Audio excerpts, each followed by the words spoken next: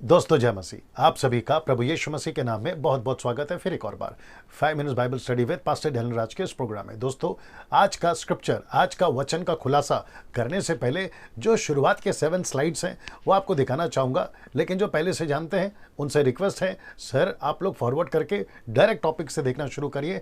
लेकिन जो पहली बार जुड़ते हैं, जो पहली बार देख रहे हैं मुझे अभी, आप सभी के लिए ये 7 स्लाइड्स बहुत इंपॉर्टेंट है। इसलिए रिक्वेस्ट करता हूँ कि थोड़ा सा पेशेंस रखकर आप लोग जो है इसको जरूर देखिए। आइए देखते हैं वो क्या क्या है। सबसे पहले दोस्तों आपको मेरे चैनल को सब्सक्राइब करना है, यहाँ पे डैनियल राज के चैनल को सब्सक्राइब करना है और आइकन बेल प्रेस करना है ना। उसके बाद में आपको मेरे पेज को लाइक करना है जो कि डैनियल राज पेज है, और आपको ये थंब प्रेस करना है। वो इसलिए क्योंकि जब मैं यहाँ से लाइव आता हूँ तो आपको भी जो है दोनों की नोटिफिकेशन मिलती रहेगी।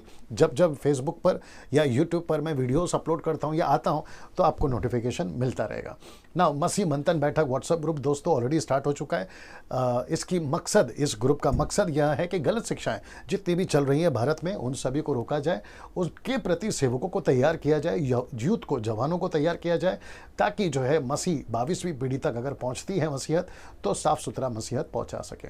उसके लिए आपको करना क्या है, इनमें से किसी एक नंबर पे आपको कॉल करना है। और याद रखिए कॉल करने का जो समय सीमा है सुबह 10 से रात को 9 बजे तक है। और यदि ये फ़ोन नहीं उठाते तो आपको एक मैसेज ड्रॉप करना है और ये फिर आपको कॉल बैक करेंगे ना। दोस्तों ये रहा आखिरी 2 स्लाइड्स। एक है मिल्क ड्रिंकिंग क्रिश्चियंस, मेरे वीडियोस को ना देखें क्योंकि इब्रानियों 5:13 कहता है कि उन्हें वचन की पहचान नहीं होती, उल्टा सीधा कमेंट्स करते हैं, अविश्वासियों को ठोकर लगती है। अधूरे ज्ञान के सेवक मेरे वीडियोस को ना देखें क्योंकि उनकी डॉक्ट्रिन अलग होती है, उनका अंडरस्टैंडिंग अलग होता है, फिर वो भी उल्टा सीधा कमेंट्स करते हैं और जिसके चलते जो है अविश्वासियों को ठोकर लगते हैं। यदि ये दोनों भी देखना चाहते हैं तो चुपचाप से देखें। ये देख लीजिए ना। दोस्तों आज का स्क्रिप्चर का खुलासा, आज के स्क्रिप्चर का खुलासा यह है मरकुस का किताब, उसका 9 का 1, मार्क चैप्टर 9 वर्स 1।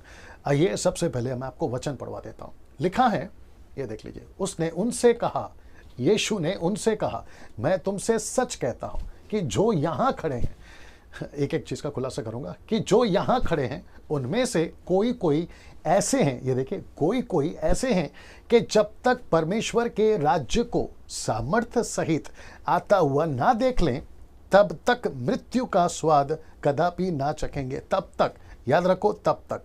तो इसका मतलब है कि दोस्तों यहाँ पे जो खड़े हैं उनकी बात हो रही है। मैं आपके बीच में कुछ चीज़ें रखना चाहूँगा। सबसे पहले मरकुस की किताब, उसका 9वां अध्याय को लेकर जो है कई लोगों की अलग अलग धारणाएं हैं, थियरीज हैं, कॉन्सेप्ट्स हैं, और अक्सर 90% यही कहते हैं कि कुछ चेले अभी भी जिंदा है। और ये बात मुझे शॉक करती है, ये बात मुझे शॉक करती है कि कुछ चेले अभी तक जिंदा हैं। ऐसे कहते हुए कई कई अच्छे अच्छे सीनियर पास्टर्स, इंटरनेशनल स्पीकर्स कहते हैं कि कुछ चेले अभी तक जिंदा है। बट मुझे कई लोगों ने कहा कि डैनियल भाई आप इसके ऊपर एक वीडियो बनाओ, मरकुस 9:1, तो मैं आज उसको बना रहा हूँ, अब आपके बीच में रख रहा हूँ। आपको कैसा लगता है देखिए, लेकिन मेरी व्यक्तिगत राय अगर आप पूछोगे, जी नहीं, ऐसा कोई चेला यीशु का तबका अभी तक जिंदा है, ऐसी थियरी को मैं नहीं मानता। क्योंकि वचन कहता है कि 120 साल, दैट्स इट। उसके बाद उत्पत्ति किताब 6वां अध्याय में आपको याद होगा 120 साल की आयु दी है। परमेश्वर अपने वचन को कॉन्ट्रडिक्ट नहीं करता, विरोध नहीं करता। ये आपको समझना बहुत जरूरी है ना। मैं चाहता हूं कि मैं अगला जो है आपको बताऊं कि यहां कौन कौन खड़े। आइए आपके बीच में रख रहा हूं, ये देखिए डॉट है कि इसके ऊपर बात करूंगा कि जो यहां खड़े ये लोग कौन है। सबसे पहले ये एरो देख लीजिए और ये वचन, मरकुस की किताब 8 का 34, मतलब ठीक इसके पहले वाला वचन, ठीक इसके पहले वाला वचन, यानी कि अध्याय ये 9 है और वो 10 है। हमेशा कॉन्टेक्स्ट में पढ़ना होता है, आपको समझना होता है। अच्छा, एक और चीज़ क्लियर कर देता हूँ कि कुछ लोग कहते हैं कि चैप्टर में ऐसा लिखा है, चैप्टर में ऐसा लिखा है, तो 16वीं सदी के पहले चैप्टर था ही नहीं ना, ना चैप्टर था ना आयत थी, सिर्फ किताबें होती थी। जिसने लिखा है उसका नाम होता था। मरकुस ने लिखा है तो मरकुस की किताब होती थी। लेकिन 16वें अध्याय तक ये 16वीं सदी में बांटा गया। मरकुस का 16 चैप्टर है, मत्ती का 28 चैप्टर है, लूका का 24 चैप्टर है, यूहन्ना का 21 चैप्टर है, एक्स का 28 चैप्टर है, रोमियो का 16 चैप्टर। ऐसा चैप्टर को है ना 16वीं सदी में बांटा है, उसके पहले नहीं था। तो कॉन्टेक्स्ट में साथ में चल रहा है, यीशु का स्टेटमेंट साथ में चल रहा है। तो मरकुस 8 का 34 कहता है कि उसने भीड़ को और अपने चेलों समेत, ये देखिए, भीड़ को और अपने चेलों समेत पास बुलाकर उनसे कहा, जो कोई मेरे पीछे आना चाहे वह अपने आप से इनकार करे और अपना क्रूस उठाकर मेरे पीछे चले। तो यहाँ से सिलसिला शुरू होता है और ये चलता है यहाँ तक। ये चलता है यहाँ तक। नाउ इसके बाद मैं वो भी रखूंगा कि 6 दिन के बाद यीशु मसीह ने क्या किया, मैं वो भी बताऊंगा। नाउ सबसे पहले वापस कहता हूं कि यहां जो खड़े हैं, ये कौन कौन खड़े हैं? भीड़ खड़ी है, चेले खड़े। अब यीशु मसीह ने ऐसा क्यों कहा? कौन सा वाला? ये वाला, कि उनमें से कोई कोई ऐसे होंगे जब तक परमेश्वर के राज्य का स्वाद सामर्थ्य सहित आता हुआ ना देख ले, वो मृत्यु का स्वाद ना चखेंगे। एक है चेले, बोल सकते हैं, दूसरे हैं भीड़। तो यीशु चाहता था कि ऐसे लोग यहाँ ऐसे भी हैं जिनको यहूदा इस्करियोत को छोड़कर ऐसे कुछ लोग हैं जिनकी मृत्यु नहीं होगी। जैसे लाजर की अचानक मौत हो गई थी, तो ऐसी कोई मृत्यु नहीं होगी, कुछ लोगों को रखा है। उनमें से चेले भी हो सकते हैं, और लिखा है यहाँ जो खड़े हैं। और ये कौन खड़े हैं? ये लोग खड़े हैं, ये लोग, ये देखिए भीड़ की बात हो रही है, ठीक है ना। अब इसको देखते हैं। ऐसा बोलने के पीछे यीशु मसीह का 3 कारण हो सकता है। तो सबसे पहला कारण, पद 2 लिखा है 6 दिन के बाद। अगर आप आगे पढ़ोगे ना तो लिखा है 6 दिन के बाद यीशु का रूपांतरण होता है। अब मैं सब कुछ नहीं डाल सकता हूं क्योंकि बहुत सारा टाइम हो जाता है। मैं जितना शॉर्ट में रख सकता हूं क्योंकि 5 मिनट का कॉन्सेप्ट है, मैं उसी के हिसाब से चल रहा हूं। तो पद 2 पढ़ लीजिए, लिखा है 6 दिन के बाद। तो इसका मतलब है वचन 1 में और वचन 2 में गैप है। कितने दिन का? 6 दिन का। तो 6 दिन के बाद में क्या हुआ? यीशु का रूपांतर।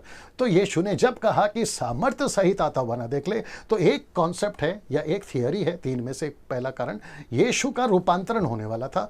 तो यीशु उसकी बात कर रहे थे क्योंकि मूसा और एलिया यीशु को बहुत सारी बातें बता रहे थे। तो ठीक उसी के क्या कहते हैं ना कॉन्टेक्स्ट में देखेंगे तो पद 2 में 6 दिन के बाद में यह घटना घटी, इसको एक बोल सकते हैं। दूसरा, पेंटिकॉस्ट का दिन, प्रेरितों की किताब 2:1 में पवित्र आत्मा नीचे उतरने वाला। तो यीशु मसीह यहां पर उसकी बात कर रहे हैं। तो यीशु ने कहा कि जिस दिन पवित्र आत्मा उतरेगा उस दिन तुमको जो है सामर्थ मिलेगा। तो यीशु मसीह अपने राज्य की, अपने नए युग की आरंभ कर रहा है। एक ऐसी देह है जिसका नाम है कलीसिया, उसकी शुरुआत कर रहा है। तो उसकी सामर्थ की बात हो रही है। और उस वक्त में यरूशलेम के अंदर, इजराइल के अंदर, पूरी दुनिया के अंदर एक हल्ला मच गया था कि ऊपर से कोई एक ऐसा परमेश्वर जिसका नाम है पवित्र आत्मा उतरा है और उसने 3000 लोगों का उद्धार किया। तो ये एक हो गया। अब बात करते तीसरा, ये यूहन्ना को मृत्यु, आपको पता होगा कि यूहन्ना की मृत्यु जो है सब चेलों के बाद हुई है, सब चेलों के बाद हुई है, आखिरी बोल सकते हैं। साथ ही साथ यूहन्ना को एक मिनिस्ट्री दी गई थी प्रकाशित वाक्य की पुस्तक लिखने के लिए। तो यीशु ने कहा कि जितने भी सताव मेरे उठा लिए जाने के बाद, पेंतिकोस्त के बाद कलीसिया पे जितने भी सताव आएंगे उसमें यूहन्ना नहीं मरेगा। कब तक नहीं मरेगा? वो जब तक परमेश्वर के प्रकाशित वाक्य की पुस्तक को नहीं लिख लेता, और जब तक वो सारी घटनाएं जो सामर्थ्य सहित, ये देखिए सामर्थ्य सहित ये वाला, मैं उसमें से कोई ऐसे हैं जब तक परमेश्वर के राज्य को सामर्थ्य सहित आता हुआ ना देख ले। याद रखिए, सामर्थ्य सहित राज्य को, याद रखिए राज्य को, यीशु को नहीं, परमेश्वर को नहीं, बात हो रहा है राज्य को सामर्थ्य सहित आता हुआ ना देख ले। तो प्रकाशित वाक्य पहले ये बता देता हूँ, ये एक हो गया। दूसरा ये एक हो गया पवित्र आत्मा के सामर्थ्य सहित, और ये रहा तीसरा प्रकाशित वाक्य की पुस्तक जो परमेश्वर का राज्य की घटना कैसे घटेगी उसको बता। तो मेरे हिसाब से ये जो वचन है जिसको मैं आपके बीच में वापस दिखा देता हूँ, मरकुस का 9:1 में ये वचन 3 कारणों से लिखा गया, जिसको लिखा कि यहाँ कोई ऐसे ऐसे हैं जिनमें से कईयों की मृत्यु नहीं होगी। ये यीशु ने कह दिया, सब नहीं बचेंगे या सब जिंदा रहेंगे, ऐसा नहीं बोला, कोई। तो इसका मतलब है यूहन्ना, मैं बता चुका हूँ, जी ये रहा, यूहन्ना नहीं मरेगा क्योंकि बाकी चेले सब मर रहे थे, कई लोग मर रहे थे, कई डिसाइपल्स मर रहे थे, लेकिन यूहन्ना को जिंदा रखा ताकि वो जो है प्रकाशित वाक्य की पुस्तक को बता सके। और साथ ही साथ कोई और भी लोग होंगे जिनको जिंदा रखा होगा, जिसका डेटा, जिसका रिकॉर्ड हमारे पास में नहीं है। ना दोस्तों, ये वचन बताता है कि कैसे परमेश्वर अपने वचन को तब कहता था और कैसे आज उसको आप तोड़ मरोड़ कर आपको जैसा ठीक लगा वैसे आप सिखा रहे हो। बट मैंने निर्णय लिया है, तय किया है, एक एक वचन का खुलासा करूंगा। तो ये रहा मरकुस 9:1 में जिसका मैंने खुलासा किया। आई होप आप लोग समझे होंगे। और यही थियरी, मेरी ही थियरी सही है, ऐसा मैं कोई दावा नहीं करता। मुझे जो लगा मैंने आपके बीच में रखा।